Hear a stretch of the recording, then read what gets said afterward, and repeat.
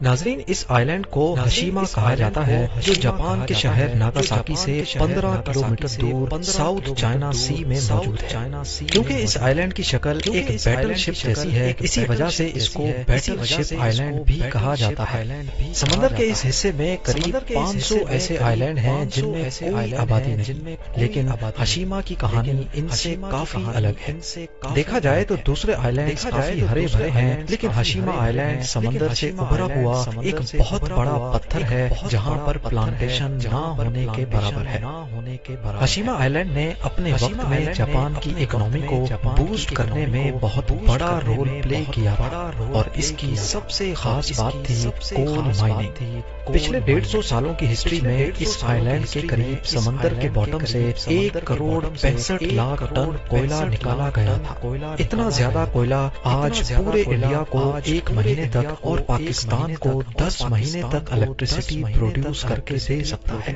1800s میں ہشیما سے تھوڑا ہی دور ٹاکاشیما آئی لینڈ پر رہنے والے لوگوں کو زمین پہ بکھرا ہوا کوئلہ ملا تھا۔ پہلے تو ان کو اس کی خاصیت پتہ نہیں تھی، لیکن پھر کوہیتا نام کے ایک آدمی کو ایکسیڈنٹلی اس کی ہیٹنگ پراپرٹیز کا پتہ چل گیا۔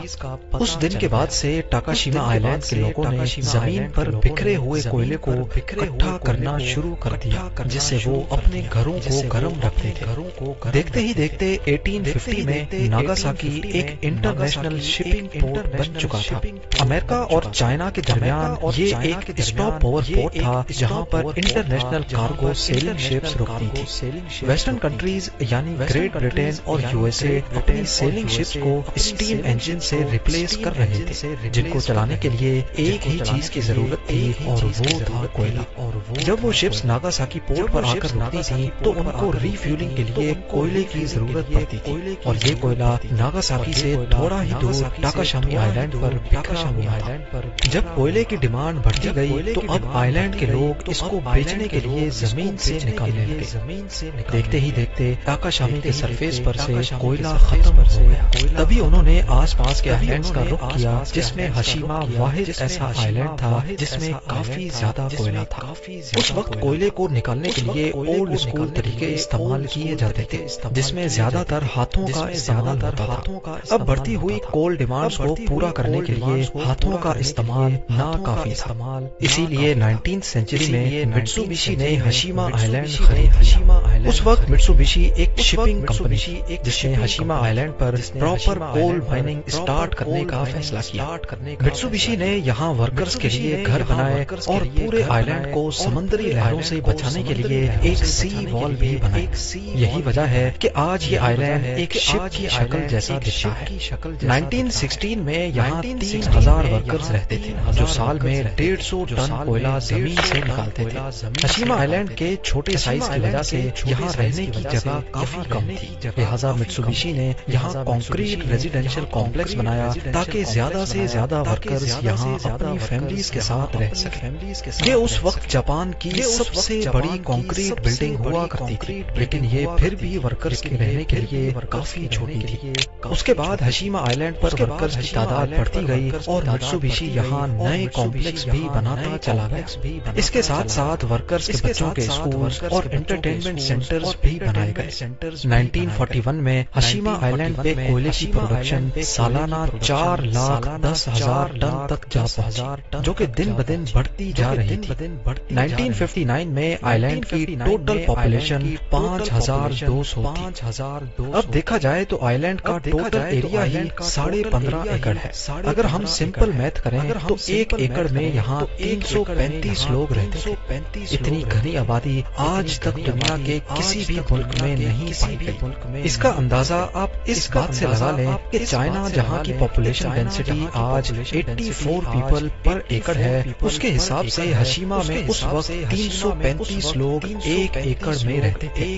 جو ورکرز یہاں رہتے تھے ان کا کہنا ہے کہ ایک کمرہ 3 ورکرز شیئر کرتے تھے، لیکن اس میں جگہ صرف 2 ورکرز کے سونے کی تھی اور تیسرے ورکر کو کبرڈ میں سونا پڑتا تھا۔ مائن کی بات کی جائے تو وہ ہشیما آئی لینڈ سے 1 کلومیٹر نیچے کھود کر بنائی گئی تھی، جہاں ٹیمپریچر 35 ڈگری سیلسیس اور ہیومیڈیٹی 95% ہوتی تھی۔ ان ہارش کنڈیشنز میں ورکرز کا کام کرنا کسی بھی صورت خطرے سے خالی خطرہ نہیں تھا۔ ہشیما آئلینڈ کی کول مائن پر کام کرنے کے دوران کئی ورکرز کی جان بھی جا چکی ہے، یہاں تک کہ ورلڈ وار 2 کے دوران اور اس سے پہلے چائنیز اور کورین قیدیوں سے فورسفلی مائن پر کام کروایا جاتا تھا، جس کے لیے پوری دنیا آج تک جاپان کو کرٹیسائز کرتی ہے۔ اسی وجہ سے ورلڈ وار 2 کے بعد جب جاپانیز امپائر کا تخت الٹ دیا گیا تو اپنا امپریشن اچھا کرنے کے لیے جاپان نے ہشیما آئلینڈ پر ورکرز کے لیے کئی فیسلٹیز بھی بنوائی، جیسا کہ سینما، جمنیزیم، ہائی اسکولز اور انٹرٹینمنٹ سینٹرز۔ یہاں یہ تمام فیسلٹیز ورکرز کے لیے بالکل فری رکھی گئی تھی، لیکن اس کے لیے ورکرز کو آئلینڈ کی مینٹیننس میں ہاتھ بٹانا پڑتا تھا۔ یہاں پینے کا فریش پانی مین لینڈ جاپان سے لایا جاتا تھا، لیکن بعد میں سمندر کے اندر واٹر لائنز بچھائی گئیں جو مین لینڈ جاپان سے جا کر کنیکٹ ہوتی تھی۔ 1960s میں ہشیما آئلینڈ اپنے پیک پر چل رہا تھا اور جاپانیز اکنامی کو اس سے کافی فائدہ بھی ہو رہا تھا، لیکن یہ وہ وقت تھا جب دنیا میں کول انجنز کا ڈاؤن فال شروع ہو گیا۔ کوئلے کو ماحول کے لیے نقصان دہ قرار دے دیا گیا اور آئل نے کوئلے کو ریپلیس کرنا شروع کر دیا۔ اس کے چلتے اب انٹرنیشنل مارکیٹ میں بھی کول کی ڈیمانڈ کم ہونے لگی اور آہستہ آہستہ کول مائنز بند ہونا شروع ہو گئی۔ ہشیما آئلینڈ پر مائننگ ویسے ہی کافی مشکل تھی، کیونکہ ایک تو یہ مین لینڈ سے کٹا ہوا تھا اور دوسرا ساؤتھ چائنا سی میں سونامی اور سمندری طوفان اکثر آتے رہتے تھے۔ مٹسوبشی نے آئلینڈ کے گرد پروٹیکشن وال تو بنا رکھی تھی، لیکن ان طوفانوں کی وجہ سے اکثر یہ وال ٹوٹ جاتی تھی، جس کی وجہ سے اس کی ریپیئرنگ پر بھی ایکسٹرا خرچہ آتا تھا۔ ان سب ڈیفیکلٹیز کی وجہ سے اب ہشیما کول مائن پروفیٹیبل نہیں رہی تھی۔ 1970s میں مٹسوبشی نے 2000 ورکرز کو نکال دیا یا ان کو دوسری فیسلٹیز میں ایڈجسٹ کر دیا، اور پھر فائنلی 15 جنوری 1974 میں کمپنی نے آفیشلی ہشیما کول مائن کو بند کر دیا۔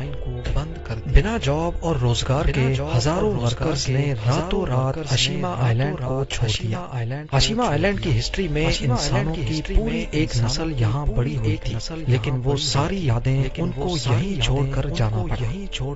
آج ہشیما ساؤتھ چائنا سی میں ایک بھولا ہوا کھنڈر آئلینڈ کا منظر پیش کرتا ہے۔ کئی سالوں تک جاپانیز گورنمنٹ نے اس آئلینڈ کو سیل رکھا تھا اور اس کی وائلیشن کرنے والے کو سخت سے سخت سزا دی جاتی تھی۔ کئی لوگوں کا کہنا تھا کہ جاپان یہاں فورسڈ لیبر کیمپس کی اصل حقیقت دنیا سے چھپانا چاہتا ہے، لیکن جاپان کا کہنا تھا کہ یہ رول انہوں نے آئلینڈ پر چوری روکنے کے لیے بنایا ہے۔ ہشیما کو 21 سینچری میں دوبارہ سے ڈسکور کیا گیا اور گھوسٹ ٹاؤن کی شکل میں یہ کافی فیمس بھی ہو گیا، خاص طور پہ ان کے بیچ جو گھوسٹ ٹاؤن یا کھنڈرات دیکھنے کے شوقین تھے۔ 2005 میں جاپان نے ہشیما آئلینڈ کو آفیشلی ٹورسٹ کے لیے کھول دیا۔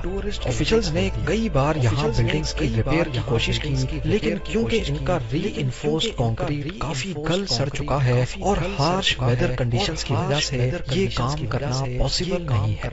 یہاں کئی بلڈنگز ٹائفونز کی وجہ سے گر چکی ہیں اور دوسری بلڈنگز گرنے کے قریب ہیں۔ صرف آئلینڈ کے تھوڑے حصے کو ریپیئر کیا گیا ہے اور ٹورسٹ کو بھی یہیں تک جانے کی پرمیشن ہے۔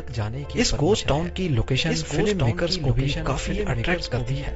یہاں 2009 کی life after people T V series shoot کی گئی۔